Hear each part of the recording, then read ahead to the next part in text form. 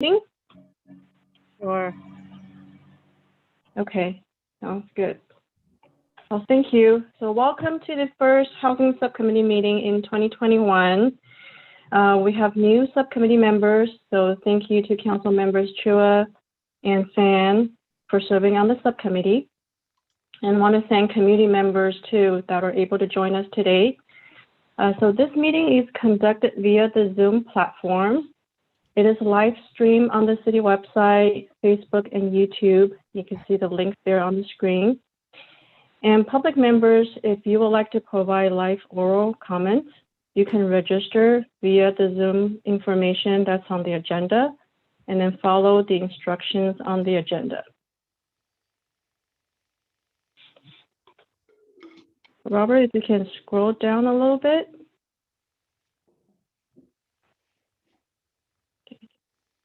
So yeah, we've called the meeting to order, and both council members are present for the subcommittee meeting. And I was going to ask whether Council Member Cho or Council Member Fan wanted to lead the Pledge of Allegiance, and we can pull up the flag.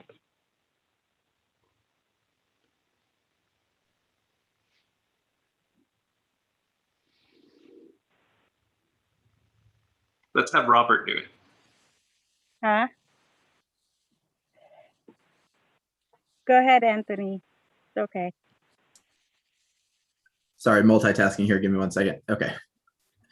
I pledge allegiance to the flag of the United States of America and to the republic for which it stands, one nation, under God, indivisible, with liberty and justice for all.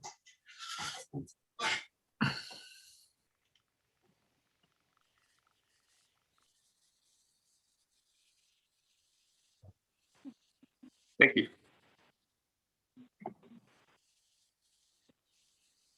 Can you pull the agenda back up? Thank you.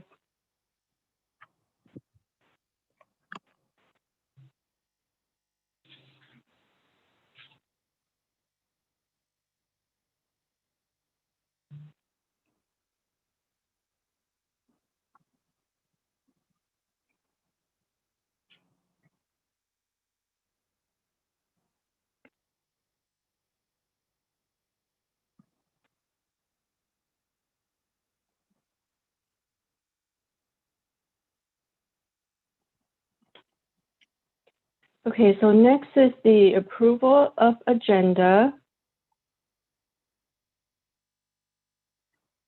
So I'll turn this to the subcommittee members. No. Oh.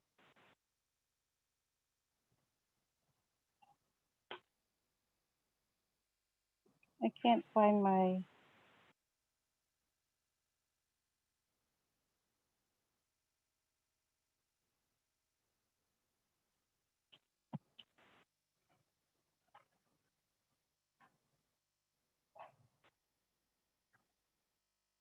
Sharon, what do you want us to do? Oh, okay. Yeah. So we can scroll through the agenda. Can you, one of you make a motion? Sure. And then you can approve the agenda? Motion to approve the agenda. Second. The agenda is approved. Thank you. And then for the minutes,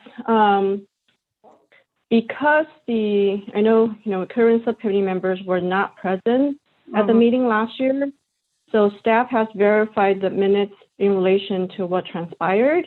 So if you're okay with the minutes as presented, you can just accept the minutes. Go ahead and accept the minutes. Yeah, the minutes are accepted. Great, thank you. So moving on to public forum. I do not see any raised hand from public forum. Close the public forum. No, let's go on next item. So All right. The next item is the selection of the chair. Yes. If it's okay with Councilmember Fan, do you want to just co-chair, Anthony? Do you just want to co-chair this subcommittee? Yeah, that's fine. Yeah, so we can just alternate chairing it. Yeah, that's fine. Okay, sounds good. Okay. Thank you for that. Then the next item, we'll be pulling up the slides from this point forward. So the Housing Subcommittee was established in May 2019, and Robert's going to share with us the accomplishments of the Housing Subcommittee.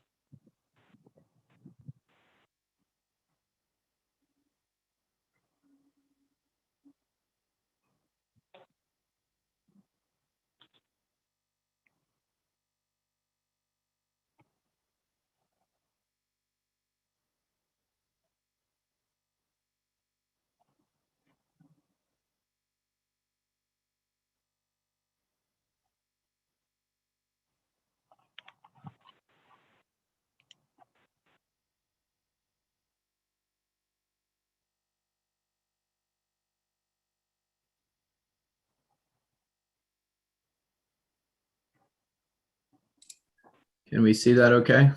Yeah. Wonderful. Thank you for your patience. Okay, good afternoon, council members. My name is Robert Muslam. I am the Housing Authority Administrator for the city. I'm going to briefly touch on some of the accomplishments of the subcommittee to date. In 2019, through the work of the subcommittee, the City Council created the Rent Relief Program. To date, this program has assisted over 80 families and 200 Milpitas residents. The subcommittee was also instrumental in creating the rent review ordinance, which gives tenants a safe space to have a dialogue with their landlord when a rent increase exceeds 5%. Some other notable accomplishments include an emergency just cause eviction ordinance that was passed to keep residents safe from no cause evictions for a short period of time. The creation of a housing resource guide and website, enhancing the city's collaboration with regional nonprofits, increasing our homeless response to aid Milpitas' most vulnerable residents, and enhanced collaboration with the school district. And I'll turn it over to Sharon for the next slide. Thank you, Robert.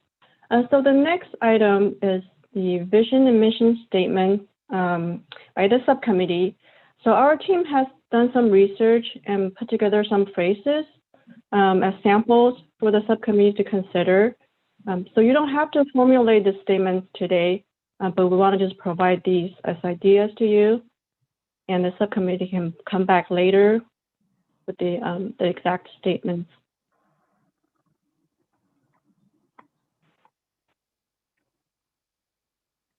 So I don't know if you guys wanted to have any discussion, or we can share the PowerPoint after the meeting. You can come back at the next meeting. Sharon, did you guys have a vision and mission statements before, or is this new? This is new. So yeah, previously the subcommittee kind of, had list of ideas from Councilmember Montano, who's now vice mayor, sorry. So at that time, kind of created work plans from those ideas and kind of just straight launch into some of those items already. So the vision and mission statements, yeah, will be new. Oh, this is part of the list that I asked for, right? Correct, yes. Okay. So what do you guys see as our vision?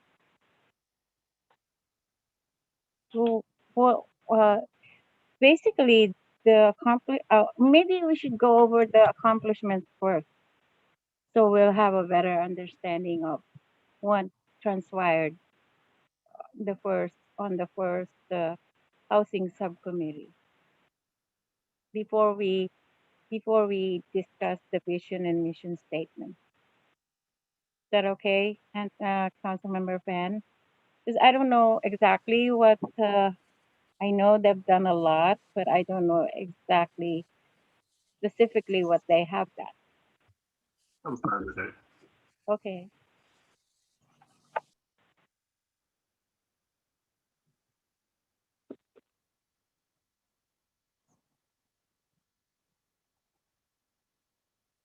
Yeah, do you want Robert to just review that briefly again? Yeah, yes, please.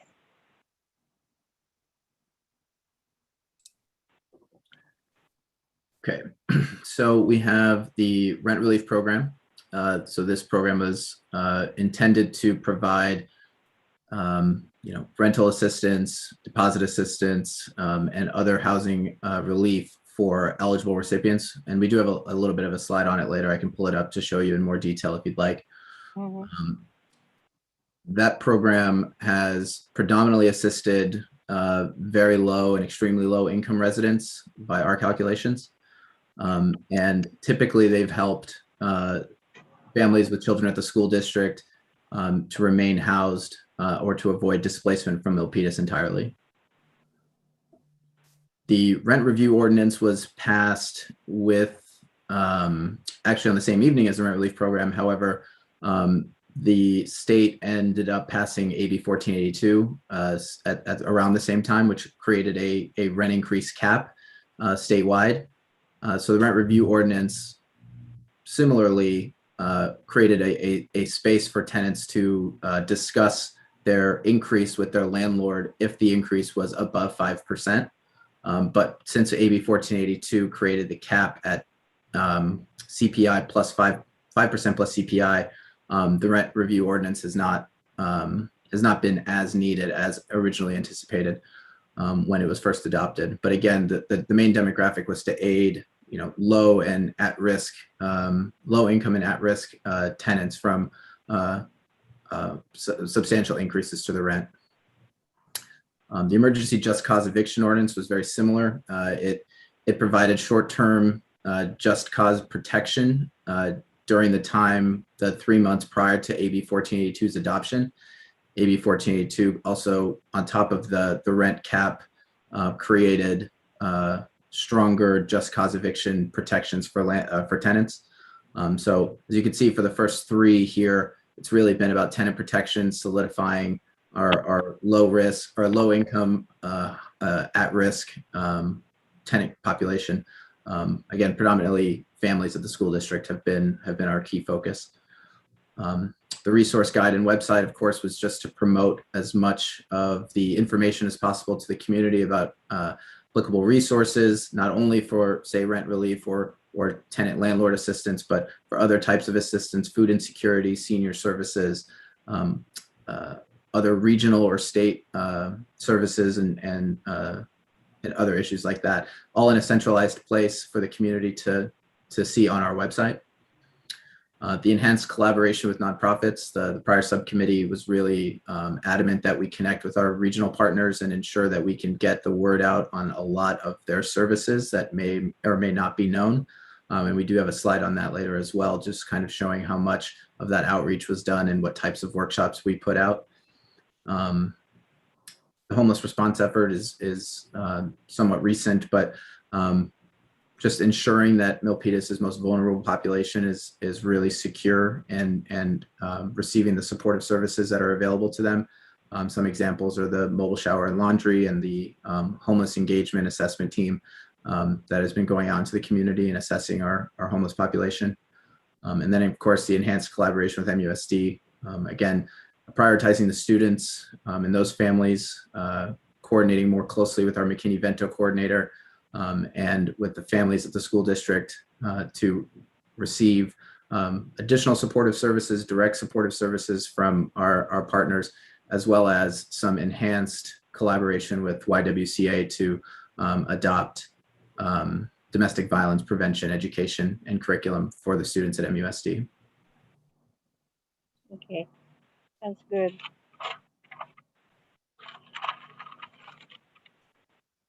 Can you guys just go over the rest of the presentation, and then we'll come back to the mission and vision statements? Yeah, we can do that. Okay, so the next item we're going to just share with you our housing work plan items and initiatives, basically in the next year and a half. And generally, our work plan items cover the 3P approach to address affordable housing. That's production, preservation, and protection. So next, I'm going to turn over to Robert to talk about the Housing Resources and Protection Program. Thank you, Sharon. So we have our below market rate home ownership program. This is available to qualifying applicants from very low and moderate income households. Other than meeting the income restrictions, the applicants must be a first-time home buyer. And at this time, our waitlist times do vary given the limited availability, but we are encouraging everyone to apply for the program.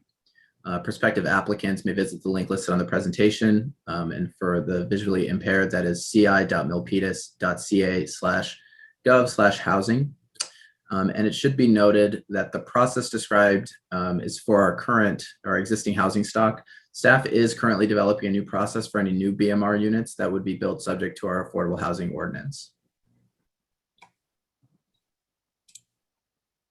For our tenant and landlord programs, we first have our Milpitas Rent Relief Program, which is administered by the Silicon Valley Independent Living Center. This program offers a variety of housing assistance, as I mentioned previously, such as rent relief, deposit assistance, domestic violence relocation, and we offer that to qualified eligible recipients. The maximum assistance is $5,000 per household per year. And we encourage folks to call the Silicon Valley Independent Living Center for direct services. They can also reach out to housing staff at excuse me, and they can also coordinate with the McKinney-Vento coordinator at MUSD for direct referrals. For both tenants and landlords, we have Project Sentinel, who not only administers our rent review program, but also the city's fair housing program.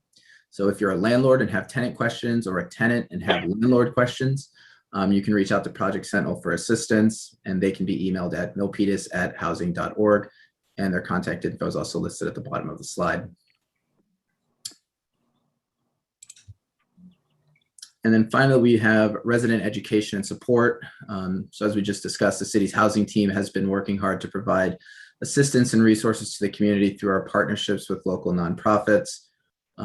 We've also been putting on many workshops and educational events. The city just concluded Affordable Housing and Building Safety Month in the month of May, where staff held 2 virtual presentations to the community, one on building safety best practices and affordable housing, and the other on housing resources, jointly held by the Silicon Valley Independent Living Center and Project Sentinel.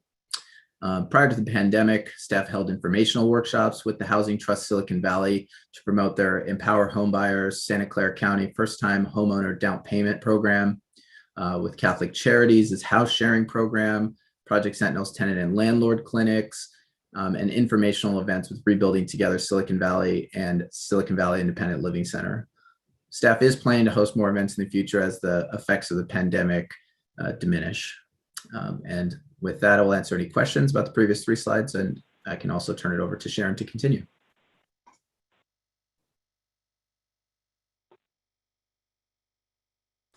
Yes, please. Sharon, Thanks, is that Robert. a Lord of the Rings background? Yeah, actually, I took the picture in New Zealand. Oh, okay. Yeah. So for CDBG, as you know, we provide a variety of services to our vulnerable residents through the CDBG program, such as senior and youth assistance, domestic violence support services, housing assistance services, and economic development. And Robert and Sarah have been managing the whole program, the entire process, and the services also. And we have expanded our outreach this year to the community via a community survey. And we also conducted an applicant workshop to encourage more applicants to apply and to assist potential applicants. And each year, we obtain Community Advisory Commission input on the community needs, priorities, and areas of focus. So based on council feedback at the special council meeting on May 7th, staff is going to present the 21-22 annual action plan with the recommended allocation amounts at the June 15 council meeting. Next slide. Okay. Staff has researched last year and explored homeless outreach service models and response program options. And council provided directions to proceed in November and December 2020. So as you know, in March, the county's Homeless Engagement and Access Team, or HEAT, via ABOE services, began conducting outreach to engage and provide resources to the city's unhoused residents. And the nonprofit service provider, We Hope, they also began providing mobile shower and laundry services every Sunday starting March 21st. And council also established a homelessness task force that is consisted of Milpitas citizens. So the purpose of the task force is to expand resident participation in addressing homelessness issues within the city.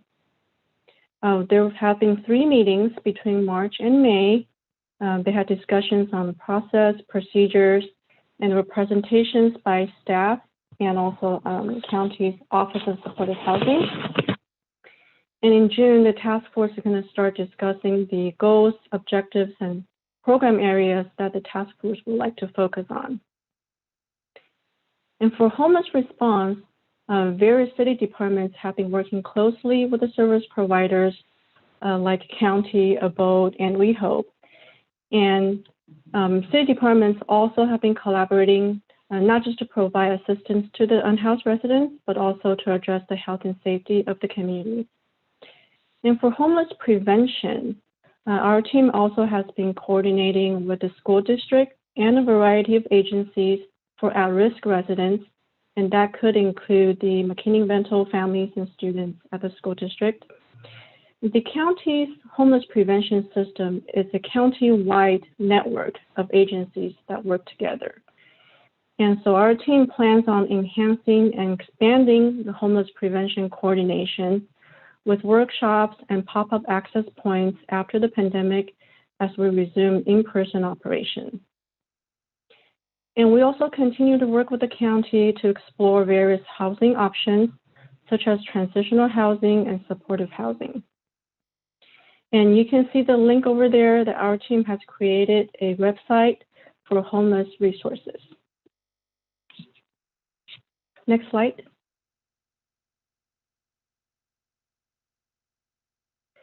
So as part of the collaboration with the HEAT team, we developed a referral process for community members and businesses where they can email the housing team, and then we make the connection with the HEAT team for them to engage with the unhoused individuals, conduct assessment, and connect them to supportive services. So this diagram outlines that process. Next slide.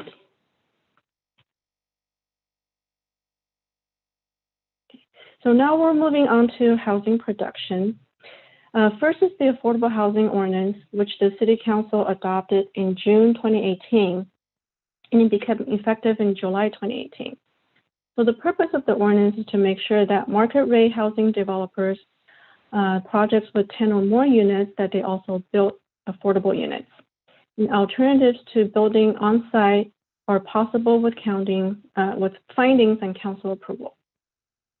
And non-residential projects have to pay an impact fee. At the council meeting on March 16, staff provided resources information for council referrals and work plan items, which included the Affordable Housing Ordinance modification and other initiatives across the city. And then council directed staff to proceed. So following that council direction, staff has been working on removing the in lieu fee option from ownership projects to help ensure more units are built on site at the same time as the market rate units. And also, as we have been applying the Affordable Housing Ordinance to projects, we have been finding some inconsistencies and unclear language in the ordinance. So we're also working on some ordinance changes to resolve those issues to help facilitate implementation. And our team is also developing the administrative guidelines for the affordable housing ordinance. And this is going to help developers understand the process and really understand how the ordinance applies and is implemented on a project. So we're planning to conduct stakeholder outreach and host public meetings between late July and August. And depending on the stakeholder input and any additional research or analysis that may be needed, we plan to bring this item to the subcommittee and city council in the fall. Next slide. And here you can see we've been working on multiple initiatives on affordable housing production and preservation. And so all of these items are in the research phase. The first one for the city-owned and housing authority-owned properties on South Main Street. We have been exploring the opportunity to develop affordable housing on these properties and the possibility to partner with the county.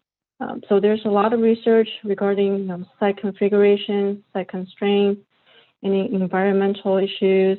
Also been coordinating with the planning team in looking at the site and development capacity, and that its incorporation into the metro-specific plan.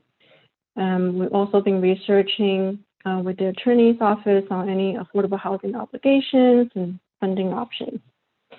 And we'll bring this forward with the outreach process later this year.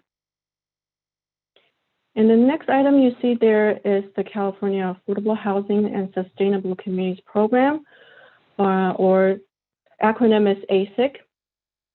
So several developers have approached our team about this state program, this ASIC program. This program provides up to $30 million per project to affordable housing developments that implement green transportation infrastructure to reduce greenhouse gas emissions. So we have been exploring this program as well. And you see the next two bullet points. So another top priority for the city is to continue research of all the options available to maintain affordable housing and to maintain affordability, or maybe even increase affordability at the Sunny Hills Apartments community. And exploring middle-income housing programs has also been keeping our team busy. So each of these topics all involve pretty extensive research and analysis. And so we will come back later to the subcommittee with more detailed discussion later this year and next year. Next slide.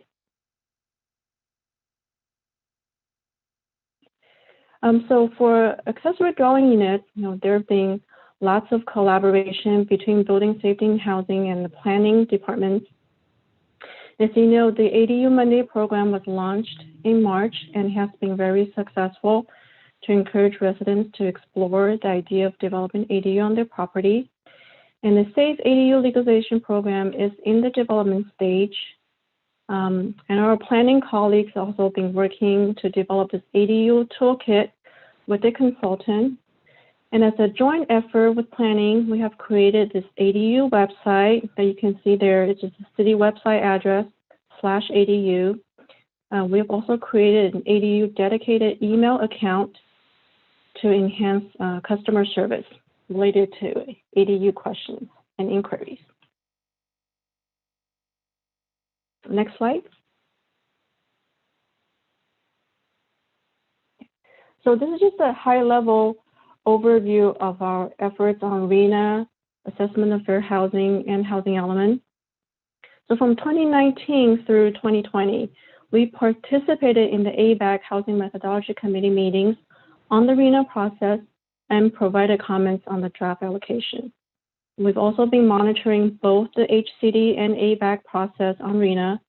And actually in the next item, you'll see a detailed presentation by Adam on the updates of where we are in the process.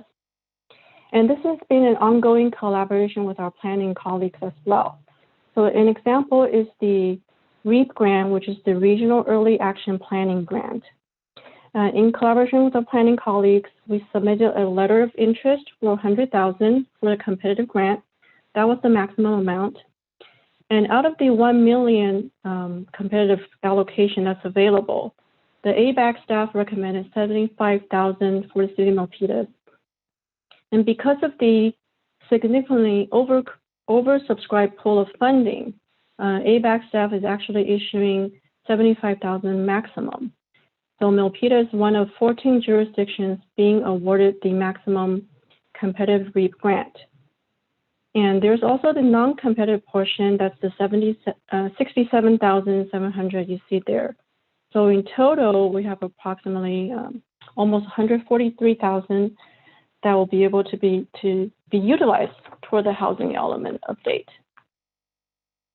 And for the assessment of fair housing, we conducted research last year for this specialized work, and we have procured a consultant. We'll be conducting the outreach process later this year. And the housing element RFP is something our team has been working on as well. So that was just published toward the end of May, and that's going to be open until the end of June. As far as participation in regional effort, we have been participating actively in a city association planning collaborative, and also been attending the technical training sessions from ABAG. And as I mentioned, this is an ongoing collaboration with our planning colleagues. We'll continue this regular coordination to ensure the specific plans and the assessment of fair housing and the future housing element will be aligned. So this is a summary, everything you just heard so far, it's a summary of our current housing work plan items. And so we have a small but mighty team. And if we want to do more, we can look at possibly more staffing resources or team members in the future. We do leverage ourselves with resources through the state, county, and nonprofit agencies to enhance our programs and services. So that concludes this item. And if you like, Adam can present on more details regarding RENA and assessment for housing and housing element.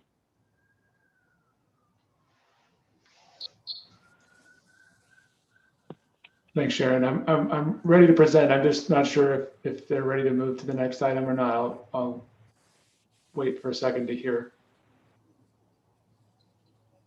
It's okay. Okay. Go ahead, Adam. Okay. Good afternoon, council members. My name's Adam. I'm a housing manager with the department. I'd like to begin to share a quick update on the two kind of major housing policy projects that our department will be working on over the next year and a half. That's the housing element update and the assessment of fair housing. Let me begin with the next, thank you for advancing the slide. Let me begin with a quick overview on where the regional housing needs allocation or the RENA housing goals come from. So every 7 or 8 years, the state looks at demographic and economic trends and determines how many new housing units need to be built in each region across the state to meet the demand for households at all income levels. The 2023 to 2031 housing number for the Bay Area is much bigger. It's about twice as big as it was last time. And that is going to translate for each city into a larger number as well. Over the last 2 years, as Sharon mentioned, the Association of Bay Area Governments, or ABAG, with input from stakeholders and local governments, created a methodology to divide that big housing number for the Bay Area across cities and counties. City staff have followed that process closely, as Sharon mentioned. The process was based, or I should say the methodology that they used to divide up that number was mostly based on the city's proximity to jobs, transit, and areas of high opportunity. And the South Bay received a large amount of the allocation because we are rich with both jobs, transit, and high opportunity areas. And just as a quick side note, you may be wondering, well, what is a high opportunity area? We often hear about opportunity a lot. In this particular case, it's something that the state created. They worked with UC Berkeley to create an index that looked at measuring and visualizing how different places across the state compared in terms of life outcomes such as educational attainment, earnings from employment, and economic mobility. So that when we talk about areas of opportunity, Milpitas, compared to the rest of the state, is fairly has a lot of area of census tracts that are considered high opportunity in California. HCD, the state, did review and approve this methodology based on the statutes that they have to use to review it. And the ABAG Executive Board recently adopted the RENA numbers in early May. The deadline for a RENA appeal is July 9th. Appeals require extensive data analysis and are rarely granted. The RENA numbers won't change much at this point, but they will be finalized in November and December of this year. So cities are not waiting for November. They're starting on their housing elements already. Next slide.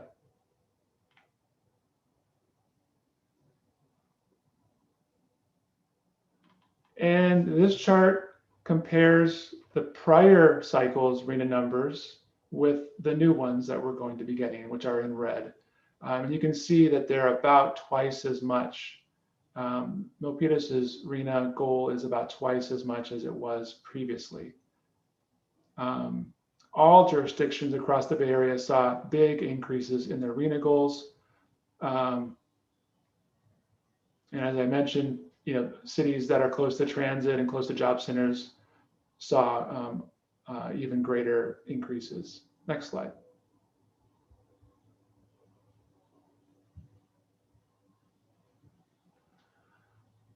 So now that we have a goal, what do we do about it? Well, now once the state and ABAG arrive at a number that each city needs to plan for, it's time to start updating your housing element. So what is a housing element? A housing element is a chapter in the general plan. And even though we only update our general plan every few decades, the housing element has to be updated every 7 or 8 years, in part to help keep up with the changing demand and showing that we can create room for the new housing goals. But what's contained in a housing element? Or is really a city's housing plan? Well, it responds to a couple questions. What are the housing needs of people in Milpitas at all income levels? What programs, policies have been working in Milpitas and what's not working? What new housing programs, policies are needed in Milpitas? How can we lower barriers to housing development? And where should we plan for 6,713 new housing units in Milpitas? Next slide.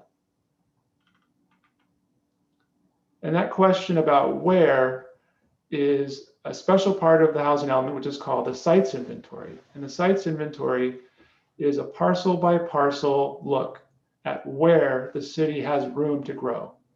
The map on this slide is from our general plan. It shows our land use designations. And you can see that I added my own stars there. Those aren't part of the original map. Those 2 stars indicate our specific plan areas, the Metro specific plan where the BART station is, and the Gateway, the Midtown Gateway specific plan. Both of those are great opportunity areas for higher density housing in Milpitas and will be very important as we can consider where the new housing units could go in Milpitas. Other areas on the map, the sort of purple areas are called neighborhood commercial mixed use zones. Those are commercial areas now that the general plan has envisioned a small amount of new housing going in as well to complement the commercial that's already there, to create mixed use areas. And then also ADUs in some of the yellow areas where there's single family housing. ADUs are also another tool that will for sure be looking at as we try to look for more space. And when I say space, I don't mean just, we don't really have any vacant land. So it's also looking at underutilized land that can be increased in density. The city has hired a consultant to help us analyze all of this. and that'll help us look ahead for the next 8 years. Next slide. 2 more slides to go here. So a lot has changed with this coming housing element, a lot of state laws, but one of those state laws is requiring every city in the state of California to now create an assessment of fair housing and to integrate that into their housing element plan. So even though the assessment of fair housing is its own self-contained plan, it needs to also be integrated into different parts of the housing element. And so what is an assessment of fair housing? Well, it originally was created at HUD and intended for cities like Milpitas, who get CDBG dollars, which are called entitlement cities. It was intended for them to show how they were dealing with fair housing and issues around that. It has since expanded into more than just fair housing issues. The assessment of fair housing looks at how to proactively work to combat discrimination, increase access to safe, affordable homes near jobs, near high quality schools, near healthcare, near parks, so that all Californians, especially those who face barriers because of their race, their sex, their income, and other characteristics, that they have access to opportunity. And so the assessment of fair housing will be its own process. Where possible, we'll try to combine them with the housing element, so it's not too many meetings. But there will be a lot of community engagement, a lot of stakeholder meetings. A side note, we're working with the consultant that's been working with all of the other cities in Santa Clara County. They're a little bit ahead of this work on AFH because they're on a different cycle for their federal grants, and they started a little earlier, but we are working with the same consultant, so that's going to help out a lot with that consultant already being familiar with some of the issues in our region. So they'll be looking at data analysis, demographics, talking to the community members, asking them to identify where there's issues with fair housing issues. They'll be looking at our past goals from the city's analysis of impediments, which is basically the same type of document, but it was the one that we did a few years ago, and it had slightly different focus, but it did have its own goals and actions. So looking at that and seeing how we've done, and then setting new goals and new actions moving forward. And so the outreach on the assessment of fair housing will begin this summer. Next slide. Last slide for me. And this is a quick overview. As you can see, the red bar is the housing element. So starting now through January of 2023, we'll be starting outreach this summer as well. The Cities Association Planning Collaborative, they are organizing some high-level county-wide meetings, and they're calling it Let's Talk Housing Santa Clara County, which is similar to what they've put together in San Mateo County, and have done some great work there. So that discussion around housing and what people think about housing generally will start in the summer and will be happening all around the county, not just in Milpitas. We'll work on it throughout the next year and bring a draft forward in the summer of 2022, public hearings in the fall, and then it'll be due in January. And then just as a side note, you can sort of see how the housing element, the assessment of fair housing, which is the purple bar, and then the 2 specific plan updates, which are the blue bars, they're all happening right around the same time. And so that's both a good thing and a challenging thing. So we're going to be working closely with our colleagues in planning and their consultants to make sure that all of these plans speak to each other and line up. With that, I'm happy to answer any questions. Thank you.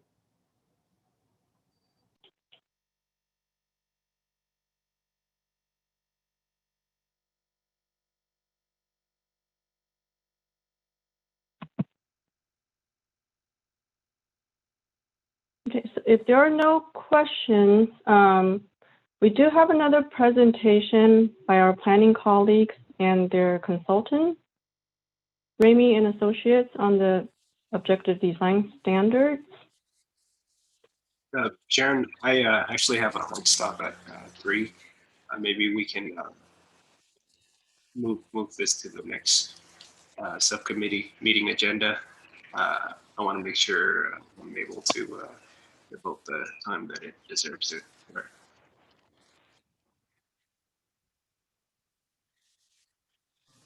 Yeah, I agree with Councilmember Fan. Why don't we continue the presentation on the next meeting? Okay. We can Yes, wrap up for today. Because we need to absorb a lot of this data. So I think that would be good. I agree with Councilmember Fan to continue on the next meeting.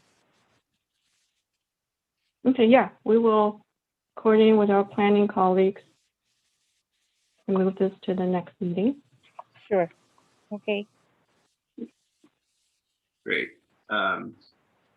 Great work, everyone. It's we can adjourn the meeting. The second. All right, meeting's adjourned. Thanks, everyone. Thank you all. Good job. Thank you. Thank you. Thank you. Bye.